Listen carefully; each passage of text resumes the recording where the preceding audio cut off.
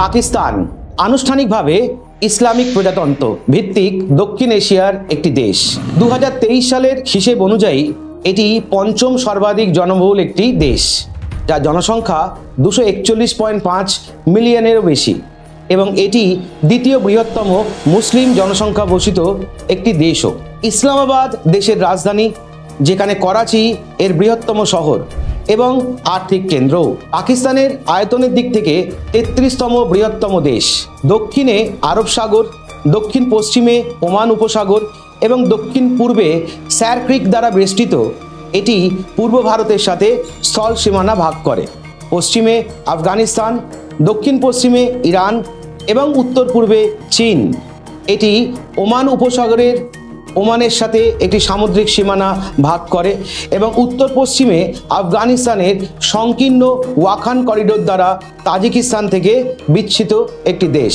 Global terrorism index 2025 report অনুসারে পাকিস্তানে সন্ত্রাসবাদজনিত মৃত্যুর সংখ্যা উদ্বেগজনকভাবে 45% বৃদ্ধি পেয়েছে, যার মোট সংখ্যা 2023 সালে 748 থেকে বেড়ে 2024 সালে 1081 হয়েছে, যা বিশ্বব্যাপী সবচেয়ে তীব্র বৃদ্ধির একটি, যার জন্য পূর্বের চতুর্থ স্থান থেকে পাকিস্তান পৌঁছে গেছে দ্বিতীয় স্থানে।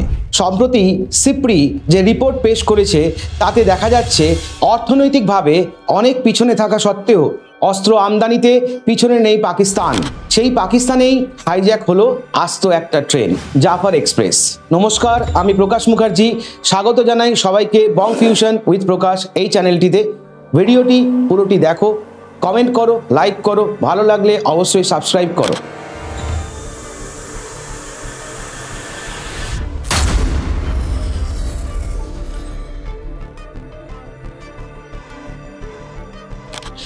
বোমা মেরে রেল লাইন উড়িয়ে আস্ত একটা ট্রেন হাইজ্যাক, এই যেন পুরো একটা সিনেমার গল্প। হ্যাঁ, এই গল্পটাই সত্যি সত্যি ঘটেছে পাকিস্তানে।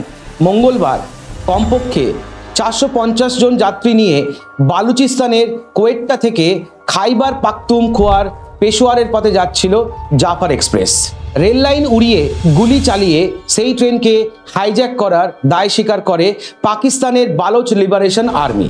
শেষ খবর পাওয়া অনুযায়ী মহিলা ও শিশুদের ছেড়ে দেওয়া হলেও 214 জনকে পণবন্দি বানিয়েছিল জঙ্গিরা। সূত্রের আরও খবর, পণবন্দিরা সকলেই সরকারি কর্মী।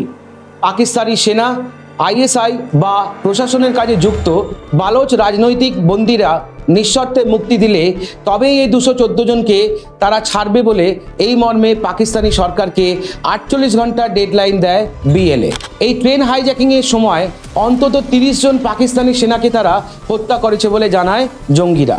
তাদের শর্ত না মানলে বাকি পণবন্দীদের হত্যা করা হবে বলে তারা জানায়। পাকিস্তানের প্রাক্তন সাংসদ আব্দুল কাদির বালোচ আবার দাবি করে জঙ্গিদের সঙ্গে লড়াইয়ে প্রাণ গেছে অন্তত 150 জন পাকিস্তানি সেনার, যদিও পরবর্তী সময়ে প্রশাসনিক স্তরে এর কোনো সততা পাওয়া যায়নি। পশ্চিমে ইরান ও উত্তরের আফগানিস্তান সীমান্ত ঘেঁষা বালুচিস্তান পাকিস্তানের 44% অংশ জুড়ে রয়েছে, কিন্তু সেখানে পাহাড়ি রুক্ষ এলাকায় জনসংখ্যা নামমাত্রই বলা যায়। প্রাকৃতিক গ্যাস ও খনিজ সম্পদের অন্যতম ভাণ্ডার হলো এই বালুচিস্তান।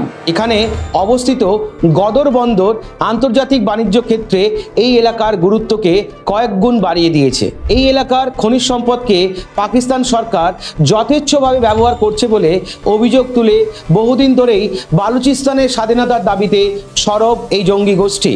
পাকিস্তানের অধীনতা থেকে বালুচিস্তানকে মুক্ত করার দাবিতে গত কয়েক বছরে একাধিকবার হামলা চালিয়েছে তারা, এবং তাদের হামলার প্রধান লক্ষ্যই হলো পাকিস্তানি সেনা। বালুচিস্তানের বুকে চীনের প্রজেক্টকেও সরকারি নজরদারি ব্যবস্থা বলে মনে করে জঙ্গিরা। ফলে সেই প্রজেক্ট সাইটেও হামলা চালিয়ে একাধিক চীনা ইঞ্জিনিয়ার ও শ্রমিককে মেরেছে তারা। তবে সাধারণ যাত্রী সহ গোটা একটা ট্রেনকে পণবন্দি বানানোর ঘটনা এই প্রথম। সূত্রের খবর, মঙ্গলবার বালুচিস্তানের কাচ্চি জেলার মাঠ শহরের উপর দিয়ে যখন জাফর এক্সপ্রেস যাচ্ছিল তখনই হামলা চালায় জঙ্গিরা। কোয়েটা থেকে পেশোয়ারের মধ্যে প্রায় 35 ঘন্টার যাত্রাপথে অন্তত 17টি টানেল পড়ে। 8 নম্বর সুড়ঙ্গ মাসকাফেতে তখন ট্রেনটা সবে ঢুকবে করছে, তার আগেই বিস্ফোরণে রেল লাইন উড়ে যাওয়ায় বাধ্য হয় ট্রেনটি থামতে।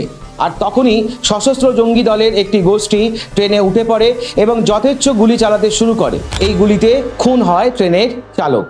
হাইজ্যাকের খবর পেয়েই সঙ্গে সঙ্গে পাকিস্তান সরকার অতিরিক্ত সেনা মোতায়েন করে ও উদ্ধার কার্যের জন্য লেগে পড়ে এবং এই ঘটনাস্থলের জন্য রওনা দেয় একটি বিশেষ ট্রেনও। কিন্তু সুড়ঙ্গের অন্ধকার পথ এবং দুপাশে খাড়া পাহাড়ের অংশ থাকার কারণে উদ্ধার কার্য প্রাথমিকভাবে চালাতে অসুবিধা হয়। তাছাড়া ট্রেনের মধ্যে মহিলা ও শিশুদের মানব ঢাল করেছিল জঙ্গিরা, ফলে সেনার উদ্ধার কাজ আরও কঠিন হয়ে ওঠে। বালক জঙ্গিদের অবশ্য দাবি তাদের ক্রমাগত গুলিবৃষ্টির মুখে পড়ে পাকিস্তানি সেনারা পিছু হটতে বাধ্য হয়। তবে আকাশপথে সেনার হামলা না থামলে সব পণবন্দীদের যে খতম করে দেওয়া হবে এই হুমকি দেয়ও জঙ্গিরা।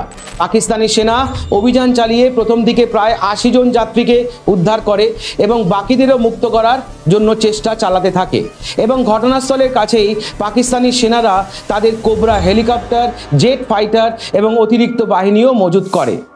আফগানিস্তানের আভ্যন্তরীণ মন্ত্রী মহসিন নাকভি হামলার তীব্র নিন্দা করে বলেন যে পশুরা নিরীহ যাত্রীদের ওপর গুলি চালায়, সেই সমস্ত পশুদের দয়ামায়া দেখানো উচিত নয়। সিন্ধের স্বরাষ্ট্রমন্ত্রী জিয়াউল হাসান জানিয়ে দেন এই ধরনের দেশবিরোধী কার্যকলাপ কোনোভাবেই মানা যাবে না এবং জঙ্গিদের নিকেশ না করা পর্যন্ত পাকিস্তানি সেনারা থামবে না। পাকিস্তানের প্রাক্তন প্রেসিডেন্ট আরিফ আলভির মন্তব্য, এমন পরিস্থিতি মোকাবিলার জন্য পাকিস্তানি সেনার মিলিত প্রচেষ্টা প্রয়োজন।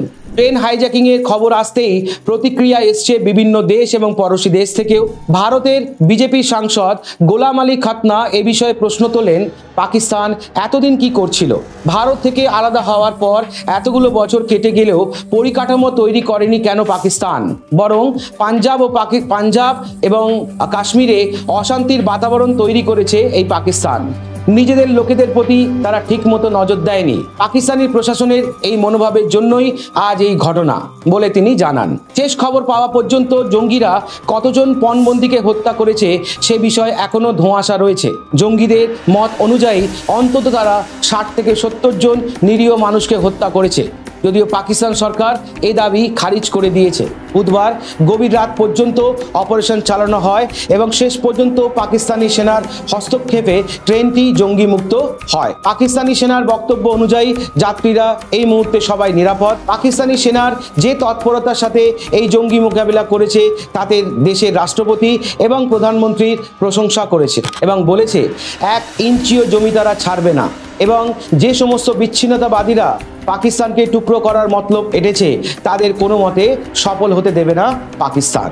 কিন্তু প্রশ্ন একটাই থেকে যাচ্ছে যে পাকিস্তানের মতো দেশ, যে দেশ সারা বিশ্বের কাছে টেরোরিজমের জন্য 4th র্যাঙ্কিংয়ে উঠে এসছে বা টেরোরিজমের জন্য অনেকটা ধাপ সামনের দিকে এগিয়ে এসছে, আজকে সেই পাকিস্তান কিন্তু ক্ষতবিক্ষত। তাহলে মোরাল অফ দ্য স্টোরি, অন্যের ক্ষতি করতে যাওয়ার আগে অন্তত 10 বার ভাবা উচিত যে এটা আমার ক্ষেত্রেও প্রযোজ্য হতে পারে। ভিডিওটা কেমন লাগলো অবশ্যই কমেন্ট করে জানিও।